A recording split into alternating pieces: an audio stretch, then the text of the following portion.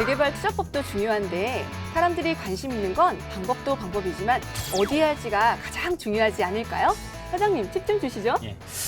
일단은 배산 임수의 명당, 그리고 외국인 하면 떠오르는 동네. 좀 알 것 같아요. 그리고 네네.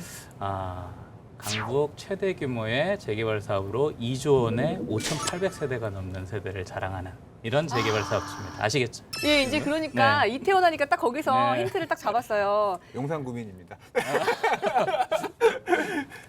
한남 3구역. 네, 맞습니다. 한남 마음 3구역. 얘기만 들어도 가슴이 설레이는 네. 그 한남 뉴타운. 뭐 자, 이거 재개발 정말 재건축을 투자하시는 분들은 누구나 관심을 가지고서 지켜보셨을 만한 그런 프로젝트죠. 사실 한남상구역은. 정말 입지가 좋아요. 그죠?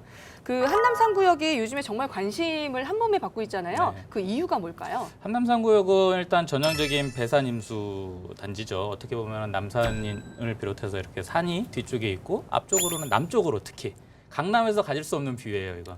강남에서 한강을 보려면 북쪽으로 봐야 됩니다. 남양이 나와. 그렇죠. 남양이. 근데 네. 한남동에선 한강을 남쪽으로 조망할 수 있습니다. 이런 남쪽으로 한강을 조망할 수 있는 그런 한강 프리미엄이 충분히 누릴 수 있는 곳이기 때문에요. 대한민국 최고 입지 규모라고 생각을 하고요.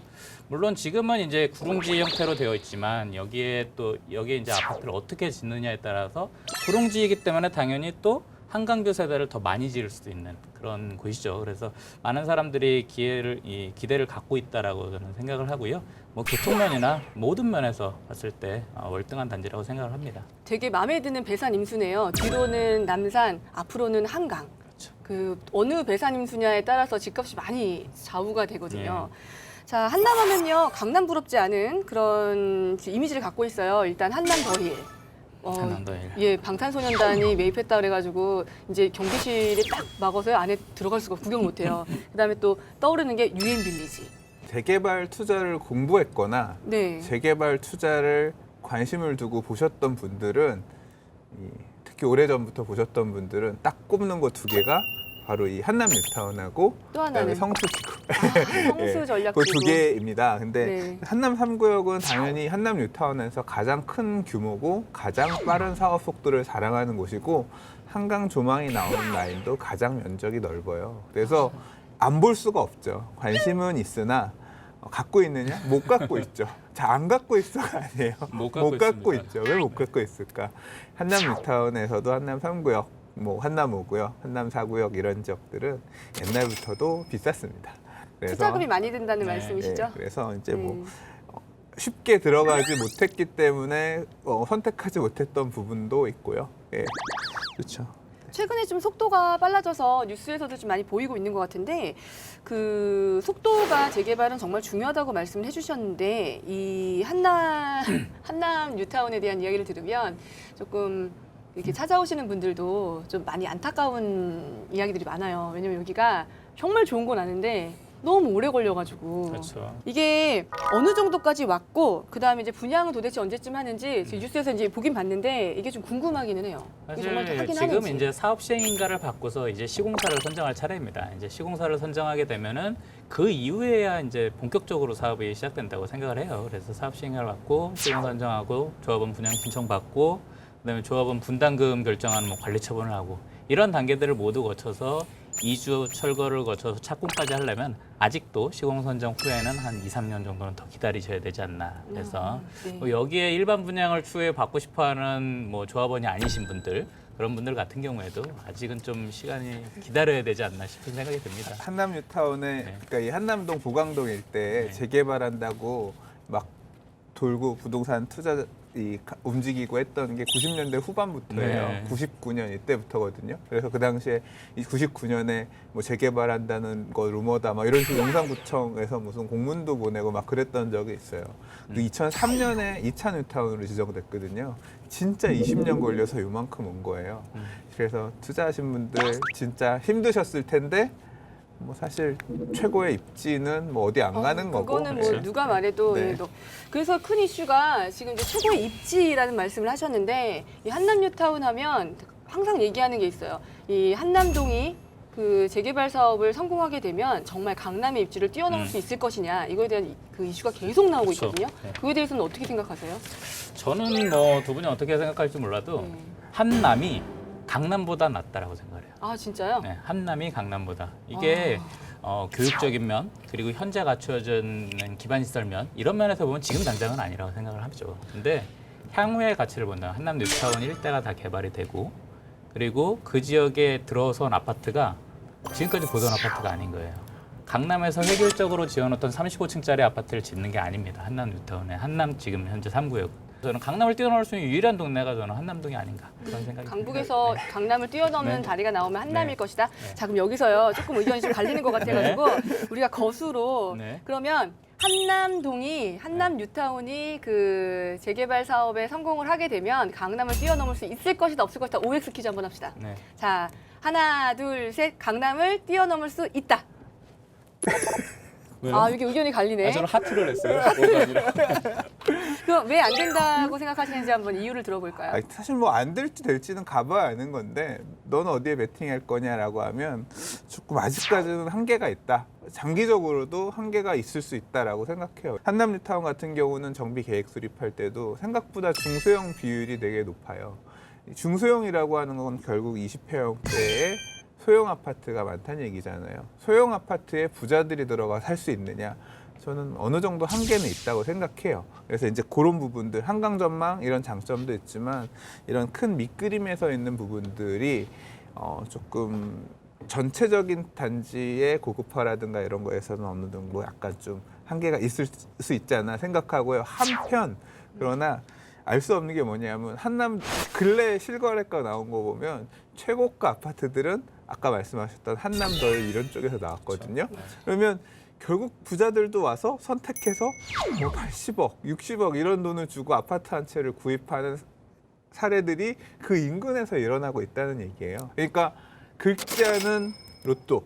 이제 한남이 차별화가 돼서 개발이 됐을 때예요. 인근 단지하고 똑같이 그냥 아파트 지어놔 버리면 그거는 뭐 입지적인 한계를 벗어날 수가 없죠. 그렇기 때문에 강남을 뛰어넘을 수 없지만 근데 지금까지 볼 수 없었던 어떤 특별한 것들을 한남에서 다른 이제 투자들이 원하는 것들을 충족시켜 준다면 그러면은 그 고급화를 예, 말씀하시는 그렇죠. 거가. 그런 고급화 그 차별화가 반드시 필요한 저는 거죠. 이제 여기서 X를 했지만 약간 이렇게 좀 세모의 마음이 있어요. 일단은 유엔빌리지 아까 언급했는데 그 유엔빌리지 안에 있는 그 주거 시설들이 조금 이렇게 겉에서 볼 때 좋아 보이지 않는 좋은 것도 물론 있죠. 그런데도 불구하고 굉장히 비싼 가격을 맞아요. 형성하고 있는 그 주거 바운더리가 있어요. 근데 그분들한테도 좀 새 아파트 대단지 예, 좋은 그런 커뮤니티가 있는 이제 시설이 좋은 그런 아파트를 좀 갈구하는 그런 마음들이 있을 거란 말이에요. 맞습니다. 그래서 좀 약간 정말 좀 특화된 그런 아파트가 나오면 또 이분들한테 좀 관심을 받을 수 있지 않을까라는 생각이 좀 들긴 네, 하거든요. 맞아요. 그분들이 또 강남 와서 강남에 살 것 같진 않아요. 또 이렇게 서로 생활권이 다르기 때문에. 뭐 주목해봐야 될 게 한남동에 그 지금 현재 소유권을 갖고 계신 조합원들 중에 거의 한 80-90% 정도가 내부에 거주하시는 분들이 아니에요, 사실. 외부에 거주하고 계신 투자자들이에요. 그럼 그분들이 한남동을 가지고 있다는 거는 똑같은 아파트를 지어달라는 게 아니거든요. 그래서 한남 3구역이 항상 대산임수 이야기가 많이 나오면서 또 이제 빠질 수 없는 게 구릉지 이야기가 많이 나오거든요. 이제 구릉지가 설계가 되면은 좀 저층 아파트를 설계할 수밖에 없는 구조일 것 같아요. 이거를 건폐율도 한 40% 이런 얘기가 웃더라 이런 얘기를 뉴스에서 들은 적이 있거든요. 그러면은 여기 좀 굉장히 고급 뭐 생각하면 계속 떠올렸던 게 한남 더힐. 유엔 빌리지 이런 거를 꿈꾸면서 들어갔는데 아파트가 만약에 따닥따닥따닥 이렇게 붙어 있으면 이게 고급화에 성공할 수 있을까라는 마음이 좀 들거든요. 삼성동 아이파크가 언덕 위에 있지. 예, 건폐율이 10%도 안 되는 낮은 건폐율 쭉 뻗어가지고 9%인가로 알고 있거든요. 그래서 아파트의 어떤 미래를 제시하는 것 같은 그런 되게 이렇게 낮은 건폐율에 사생활 침해도 적고 뭐 이제 그게 되게 이슈화 됐던 적이 있습니다. 근데 지금 한남 뉴타운 3구역 같은 경우는 근래에도 이제 기사에서 많이 회자가 됐지만 건폐율이 40%가 넘는다. 건폐율이 굉장히 높다는 얘기는 이 낮고 다닥다닥 붙어 있고 어떤 그런 이미지거든요. 그래서 과연 이런 게 특화될 수 있는 거냐 이제 이런 비판도 있는 게 사실이고 그렇단 말이에요. 근데 이게 세부적으로 좀 살펴보면 이런 곳 같은 경우는 구조적으로 테라스 하우스나 이런 곳은 건폐율이 높게 나올 수가 없어요. 예. 그런 부분들도 좀 감안해서 된 것 같고요. 그렇기 때문에 보통 일반적으로 우리가 지어져 있는 그러니까 대단지 아파트 중에서 테라스 하우스와 고층 아파트가 섞여 있는 단지들 있잖아요. 이런 단지들 가보면 테라스하우스가 오히려 가격이 더 비싼 비싸죠. 단지가 예. 꽤 있어요. 그 희한하게 애가 생기잖아요. 그러면은 그 베란다에 대한 로망이 사람들이 생기게 되고 마당 딸린 집을 한 번쯤 이렇게 고민을 하다가 이제 이렇게 이것저것 따져보다 결국 포기하게 되죠. 네. 이제 직장도 있고 하니까. 그다음에 이제 마당 관리도 있고 그러다 보면 또 어떤 생각을 하냐면 아, 또 왜 이렇게 고기를 베란다에서 이렇게 구워 먹고 싶어. 이렇게 바베큐 고기는 고깃집에서 시설. 먹는 걸로 해. 예, 그 저기 코스트코 가면은 이렇게 멋진 거 팔잖아요. 그거 좀 사고 싶고 네. 이렇게 된 거 그네도 이렇게 좀 사고 싶고 이런 로망이 있으면서 이 테라스 하우스 그렇죠. 모델하우스 가보면요, 아, 그 며칠 동안 생각이 머릿속에서 사라지질 않아요. 테라스하우스라는 개념이 있기 때문에 이 저층이라서 뭐 건폐율이 높아서 한남상구역이 과연 어떻게 지어질까 봐 이런 우려심도 분명히 있을 것 같긴 한데요. 저는 그런 우려심들을 좀 없앨 수 있는 것들이 이제 테라스하우스나 지금까지 보지 못했던 평면들을 도입하는 거라고 생각을 해요. 그렇게 해야지만 또 이게 다른 데하고 차별화가 되는 거죠. 그러면- 하지만 네. 다르게 짓는다면 한남상구역이 그런 그러면 점에서는 자이는요, 자이는 그 다르게 짓는 테라스를 잘 짓습니까? 테라스 같은 경우에 저희가 이제 제일 장점을 가지고 있는 게 테라스잖아요. 왜냐하면 저희는 어디? 브랜드 자체가 자이더 테라스라는 이름으로 분양을 완판시킨 경우를 충분히 갖고 있어요. 아, 나 알아. 동탄 그리고 네. 광교, 청라, 대한민국에서 가장 많은 테라스 평면에 대한 특허를 가지고 있는 게 저희일 거예요 아마. 그만큼 특허도 많이 가지고 있고 어떻게 해야지 많은 사람들의 마음을 움직일 수 있는지 높은 분양가를 일반 분양가를 받는 중. 저는 그 테라스 하우스, 자이더 테라스 얘기 말때 나왔는데 이 테라스 생각하면은 드라마 스카이캐슬이 생각나요. 스카이캐슬. 그건 서울은 아니었지만 네. 굉장히 좋은 단지의 빌리지 형태의 그렇죠. 단지에 그 좀 아파트 획일화된 아파트는 아니었잖아요. 근데 그건 또 또 획일화된 아파트가 내부가 아니잖아요. 굉장히 좀 세련되고 고급화되어 있어서 정말 상류층이 사는 네. 단지. 여기 캐슬 안에 들어와야 내가 안심하고 아이를 잘 키울 수 있고 그렇다고 캐슬에서 지으면 안 돼요 여기. 무슨 말인지 아시겠죠? 네. 그럼 부동산님 네. 네. 그 한남 3구역이요. 지금 이제 몸값을 높여야 가능성이 있다라는 얘기를 지금 계속하고 있는데 입지는 누가 봐도 좋다. 근데 이제 이런 그 중소형 평수가 구비되어 있고 이제 이런 것들이 조금 단점이 될 수도 있으니 도대체 무슨 일을 더 해야 지금 이렇게 장점을 더 극대화할 수 있을까요? 사실 저는 뭐 아파트에게 네. 바라는 건데 아파트도 계속 진화하고 있잖아요. 근데 개인적으로 관심 있는 부분은 4차 산업혁명과 맞물려서 집도 좀 되게 많이 진화해줬으면 좋겠거든요. 옛날에 지금 자이하면 떠올리는 이 모델이 이영애 씨잖아요. 맞아요. 예, 이영애 씨가 2003년에 자이 브랜드 처음 런칭할 때 그때 이제 가다가 운전하고 가다가 집에 그 가스레인지 불 안 끄고 왔네 했는데 핸드폰 열어가지고 그게 어떻게 보면 이제 사실은 이게 어떤 똑똑해지는 집의 시작이라고 할 수 있거든요. 그러니까 저는 이렇게 생각해요. 예전에 저희도 이영애 씨가 이제 광고 모델이긴 했지만 모든 회사들이 TV 광고 모델들이 다 있었거든요. 그렇죠. 그죠? 네. 근데 어느 순간 다 없어졌어요. 왜 그럴까요? 그게 모든 건설회사가 2000년대 초반에 아파트 브랜드라는 걸 내놨죠. 당장에 아는 사람들이 없어요. 지어놓은 게 없으니까. 네. 그러니까 그때는 광고를 열심히 했던 거예요. TV 광고를. 근데 그때 수주한 프로젝트들이 하나둘 2000년대 후반이 되고 하면서 다 입주를 하기 시작했어요. 그러면 이제 광고보다는 실물로 승부해야 되는 게 아파트라고 생각합니다. 저희 GS건설은 그래서 그 이후에는 광고를 안 한 대신 그 돈을 오히려 품질에 투자를 해서 더 좋은 아파트를 지음으로 인해서 입주민들이 만족을 하면 그 입소문이 훨씬 더 커진다고 생각을 하거든요. TV 광고의 효과보다. 그래서 그런 쪽에 더 많은 투자를 하고 품질을 높였기 때문에 자이하면은 고품격 이런 이미지를 떠올릴 수 있도록 만들지 않았나. 그런 투자를 많이 한 회사가 저희 GS건설이고 또 거기에는 이제 LG라는 든든한 파트너가 있기 때문에 사실 근데 생각합니다. GS가 네. 사실 브랜드가 많이 크긴 컸어요. 옛날에 비해서 이게 옛날에 비해서 이미지가 많이 좋아지긴 했죠. 네. 그러면 고급화 전략이 필요하다는 얘기가 나오고 있는데요. 그럼 품질에 대한 지금 내장재나 이런 네. 데도 지금 신경 쓴다고 하셨잖아요. 그거를 조금 소비자 입장에서 알아들을 수 있도록 좀 한번 예시를 아까 들어주시면. 말씀드렸다시피 네. 뭐 기본적으로 저희는 LG라는 파트너십을 맺고 있는 회사가 있기 때문에 그 전자제품 같은 경우는 백색가전 1위를 달리고 있는 LG 전자제품 쓰는 거 기본으로 하고요. 그리고 LG 하우시스 뭐 지인이라는 거 다 들어보셨을 거예요. 아, 뭐 창호, 예. 그렇죠. 아파트 건자재. 지인으로 샤시하면요. 예. 훨씬 비싸요, 다른 브랜드. 그렇죠. 비싸죠. 네, 맞습니다. 많이 차이나요? 비싸요. 근데 비싼 이유는 품질이 좋기 때문이거든요. 그만큼. 근데 저희는 LG 하우시스와의 이런 뭐 콜라보, 파트너십 때문에 그 제품을 좀 더 저렴한 가격에 공급받아 사용할 수 있으니까 그런 면에서 보면은 오히려 이제 경쟁력이 충분히 있다라고 생각이 되고요. 그만큼 더 품질 좋은 아파트를 만들어내고 또 그리고 향후에 입주에서도 저희는 이제 자회사가 직접 그 AS를 하고 있기 때문에 그렇기 때문에 이 자이 S&D라는 회사를 통해서 조합원님들께 하자 보수에 대한 것도 빠른 시간 안에 충실히 해드릴 수 있도록 노력하고 있기 때문에 품질 면에서 차별화가 된다고 생각합니다. 네. 입주하고 나서 AS 불러보면 진짜 며칠도 안 하고 반응도 없고 그런 경우도 사실 많이 있어요. 사전 점검에도 진짜 막 2년씩 걸릴 때도 많아요. 이렇게 AS 신청도 이렇게 핸드폰으로 네, 한다고 하던데. 핸드폰으로 하면 이제 그 기사에 대한 신상 명세가 그 입주민한테 딱 가져져 있는 얼굴이 딱 찍혀서 이 사람이 몇 시쯤에 방문을 할 거고 전화번호 옵니다. 그런 거 되게 좋네요. 완전히 저기 가전 회사에 전화하면 AS 하면 이제 그렇게 되잖아요. 그 시스템이 그대로 가 있는 나는 거죠. 이 AS 하면 전화해가지고 안 받으면 밥 먹으러 간다 보다. 아니에요. 요즘에는요. 거의 그 식이었는데. 핸드폰하고 가전제품 고장 나면요, 이렇게 네. 스마트폰으로 다 이렇게 예약하면은 그 기사님 얼굴도 딱 또 이 네. 기사님한테 얼굴이 틀리면 또 다른 분일 수 있잖아요. 이거 되게 좋은 거 같네요. 네, 기대되네. 자, 그러면 이제 또 시간이 많이 흘러서요. GS 건설에 또 궁금한 점을 저희가 또 단도직입적으로 물어보는 시간이 좀 필요할 것 같아요.